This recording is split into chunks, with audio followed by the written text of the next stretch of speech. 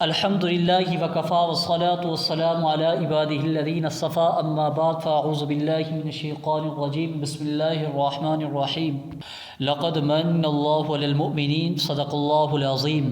سب سے پہلے درود و سلام ہو جناب محمد رسول اللہ صلی اللہ علیہ وسلم پر، درود پڑھیے اللہم صلی علی سیدنا و مولانا محمد وعلی آل سیدنا و مولانا محمد وبارک وسلم وصلی علیہ۔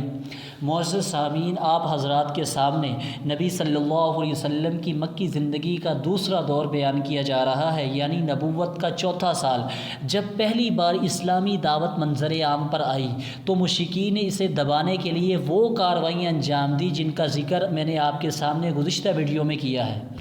یہ کارروائیاں تھوڑی تھوڑی اور درجہ بدرجہ عمل میں لائی گئیں اور ہفتوں بلکہ مہینوں مشرکین نے اسے آگے قدم نہیں بڑھایا اور ظلم اور زیادتی شروع نہیں کی، لیکن جب دیکھا کہ یہ کارروائیاں اسلامی دعوت کی راہ روکنے میں مؤثر ثابت نہیں ہو رہی تو ایک بار پھر جمع ہوئے اور 25 سرداران قریش کی ایک کمیٹی تشکیل دی گئی۔ ان 25 افراد کا سربراہ رسول اللہ صلی اللہ علیہ وسلم کا چچا ابو لہب تھا۔ اس کمیٹی نے باہمی مشورے اور غور و فکر کے بعد نبی صلی اللہ علیہ وسلم اور صحابہ کرام کے خلاف ایک فیصلہ کن قرارداد منظور کی، یعنی یہ طے کیا کہ اسلام کی مخالفت، پیغمبر اسلام کی اظہار ثانی اور اسلام لانے والوں کو طرح طرح کے ظلم اور تشدد کا نشانہ بنایا جائے گا۔ مشرکین نے یہ قرارداد طے کرنے کے بعد اسے عملی جامہ پہنانا شروع کر دیا۔ مسلمانوں اور خصوصاً کمزور مسلمانوں کے اعتبار سے یہ کام بہت آسان تھا، لیکن نبی صلی اللہ علیہ وسلم کے لحاظ سے بڑی مشکلات تھیں۔ آپ صلی اللہ علیہ وسلم ذاتی طور پر پرشکوہ، باوقار اور منفرد شخصیت کے مالک تھے۔ دوست دشمن سبھی آپ صلی اللہ علیہ وسلم کو تعظیم کی نظر سے دیکھتے تھے۔ آپ صلی اللہ علیہ وسلم جیسی شخصیت کا سامنا اکرام اور احترام ہی سے کیا جا سکتا تھا، اور آپ صلی اللہ علیہ وسلم کے خلاف کسی نیچ اور ذلیل حرکت کی جرت کوئی رذیل اور احمق شخص ہی کر سکتا تھا۔ اس ذاتی عظمت کے علاوہ آپ صلی اللہ علیہ وسلم کو ابو طالب کی حمایت اور حفاظت بھی حاصل تھی۔ ابو طالب مکے کے ان گنے چنے لوگوں میں سے تھے جو اپنی ذاتی اور اجتماعی دونوں حیثیتوں سے اتنے باعظمت تھے کہ کوئی شخص ان کا عہد توڑنے اور ان کے خاندان پر ہاتھ ڈالنے کی جسارت نہیں کر سکتا تھا۔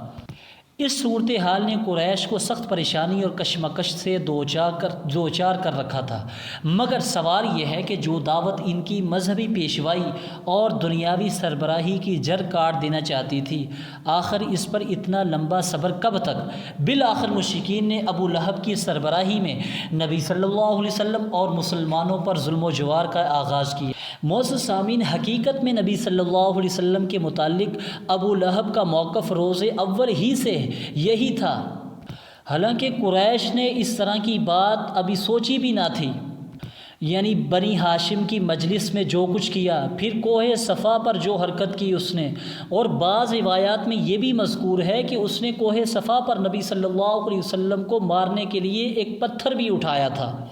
نبوت سے پہلے ابو لہب کے اپنے دونوں بیٹے عتبہ اور عتیبہ کی شادی نبی صلی اللہ علیہ وسلم کی 2 صاحبزادیوں رقیہ اور ام کلثوم رضی اللہ تعالیٰ عنہ سے کی تھی، لیکن نبی صلی اللہ علیہ وسلم کی نبوت کے بعد اس نے نہایت سختی سے ان دونوں کو طلاق دلوائی۔ اسی طرح جب نبی صلی اللہ علیہ وسلم کے دوسرے صاحبزادے عبداللہ کا انتقال ہوا تو ابو لہب کو اس قدر خوشی ہوئی کہ وہ دوڑتا ہوا اپنے دوستوں کے پاس پہنچا اور انہیں یہ خوشخبری سنائی کہ محمد صلی اللہ علیہ وسلم ابتر ہو گئے ہیں، یعنی مقطوع نسل، یعنی بے اولاد۔ ایام حج میں ابو لہب نبی صلی اللہ علیہ وسلم کی تکذیب کے لیے بازاروں اور اجتماعات میں آپ صلی اللہ علیہ وسلم کے پیچھے پیچھے لگا رہتا تھا۔ ایک روایت سے معلوم ہوتا ہے کہ یہ شخص ابو لہب صرف نبی صلی اللہ علیہ وسلم کی تکذیب پر بس نہیں کرتا تھا بلکہ پتھر بھی مارتا رہتا تھا، جس سے آپ صلی اللہ علیہ وسلم کی ایڑیاں مبارک خون آلود ہو جاتی تھیں۔ ابو لہب کی بیوی ام جمیل، جس کا نام عروہ تھا، جو حرب بن امیہ کی بیٹی اور ابو سفیان کی بہن تھی، وہ بھی نبی صلی اللہ علیہ وسلم کی عداوت میں اپنے شوہر سے پیچھے نہ تھی، چنانچہ وہ نبی صلی اللہ علیہ وسلم کے راستے میں اور دروازے پر رات کو کانٹے ڈال دیا کرتی تھی۔ بہت بدزبان اور مفسدہ عورت تھی، چنانچہ نبی صلی اللہ علیہ وسلم کے خلاف بدزبانی کرتا فتنے کی آگ بڑھانا اور خوفناک جنگ برپا رکھنا اس کا شیوا تھا، اس لیے قرآن نے اس کو حمالۃ الحطب، لکڑی دھونے والی کے لقب اس عورت کو عطا کیا ہے قرآن مجید میں۔ جب اسے معلوم ہوا کہ اس کی اور اس کے شوہر کی مذمت میں قرآن نازل ہوا ہے تو وہ رسول اللہ صلی اللہ علیہ وسلم کو تلاش کرتی ہوئی آئی۔ آپ صلی اللہ علیہ وسلم خانہ کعبہ کے پاس مسجد حرام میں تشریف فرما تھے۔ ابو بکر صدیق رضی اللہ تعالیٰ عنہ بھی آپ کے ہمراہ تھے۔ یہ مٹھی بھر پتھر لیے ہوئے تھی، سامنے کھڑی ہوئی تو اللہ نے اس کی نگاہ پکڑ لی اور وہ رسول اللہ صلی اللہ علیہ وسلم کو نہ دیکھ سکی، صرف ابو بکر رضی اللہ تعالیٰ عنہ کو دیکھ رہی تھی۔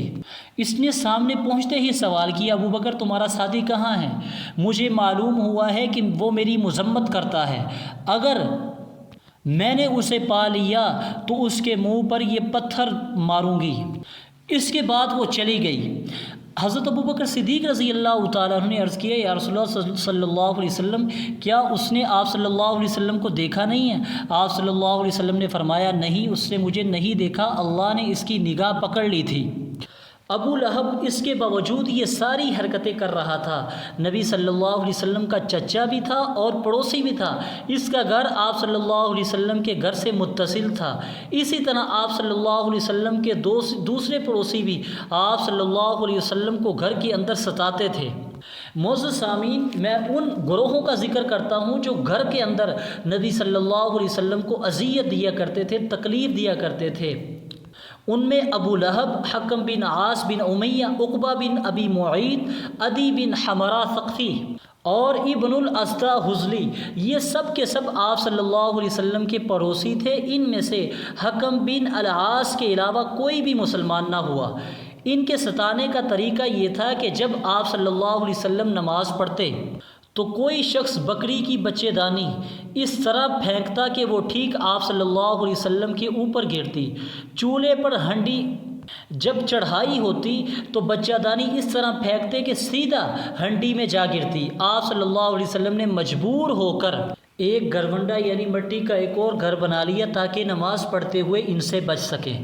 بہرحال جب آپ صلی اللہ علیہ وسلم پر یہ گندگی پھینکی جاتی تو آپ صلی اللہ علیہ وسلم اسے لکڑی پر لے کر نکلتے اور دروازے پر کھڑے ہو کر فرماتے، اے بنی عبد مناف، یہ کیسی ہمسائیگی ہے؟ پھر اسے راستے میں ڈال دیتے۔ عقبہ بن معیط اپنی بدبختی اور خباثت میں اور بڑا ہوا تھا، چنانچہ صحیح بخاری میں حضرت عبداللہ بن مسعود رضی اللہ تعالیٰ عنہ سے مروی ہے کہ نبی صلی اللہ علیہ وسلم بیت اللہ کے پاس نماز پڑھ رہے تھے۔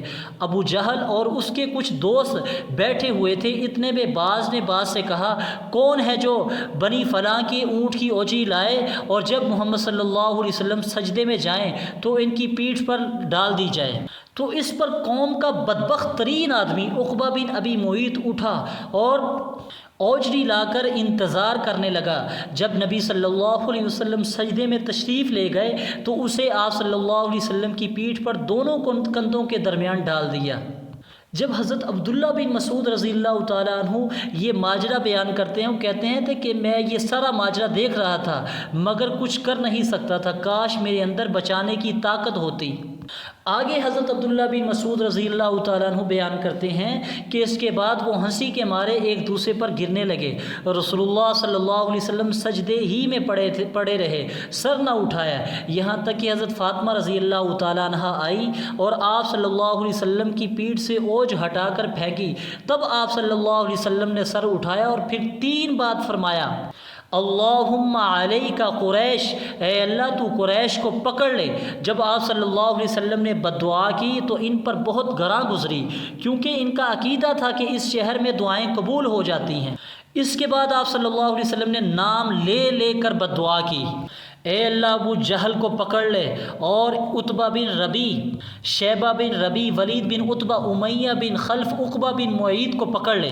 حضرت عبداللہ بن مسعود رضی اللہ تعالیٰ عنہ بیان کرتے ہیں کہ اس ذات کی قسم جس کے ہاتھ میں میری جان ہے، میں نے دیکھا کہ جن لوگوں کے نام نبی صلی اللہ علیہ وسلم نے گن گن کر لیے تھے سب کے سب بدر کے کنویں میں مقتول پڑے ہوئے تھے۔